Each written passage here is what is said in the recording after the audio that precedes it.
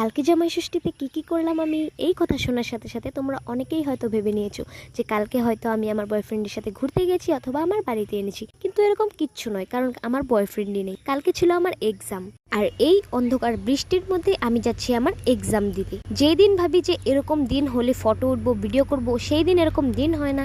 আর যেই দিন দিনটা হয় সেই দিন আমার কাজ থাকে, সেই জন্য আর ভিডিওও করা হয় না। তো আমি চলে গেলাম এক্সাম দিতে। এক্সাম দিয়ে এসে আমি আর বুনুক চলে গেলাম অল্প কেনাকাটা করতে। আমরা দুজন মিলে চিকেন কিনে আনলাম, আর আমার মা বাবা ওরা মামার বাড়িতে গেছে, সেই জন্য আমি চিকেনটা রান্না করলাম। যদি আমার এক্সাম না থাকতো তাহলে আমিও ওদের সাথে মামার বাড়ি যেতাম, সেই জন্য অল্প কষ্ট লাগছিল। কিন্তু ওরা কালকে রাত্রেই চলে এসেছে, আর আমি যাইনি বলে দিদা আমার জন্য মিষ্টি পাঠিয়েছে। তো গাইস, এবার জামাই ষষ্ঠীতে তোমরাও কি মামা বাড়ি গিয়েছো নাকি শ্বশুর বাড়ি গিয়েছো অবশ্যই কমেন্টে জানিও। আর আমি মিষ্টি খেতে থাকি, তোমরা আরো আমার মিনি ব্লগ দেখতে থাকো। দেখা হচ্ছে পরের ব্লগে। এইবারের জন্য tata, thanks for watching guys.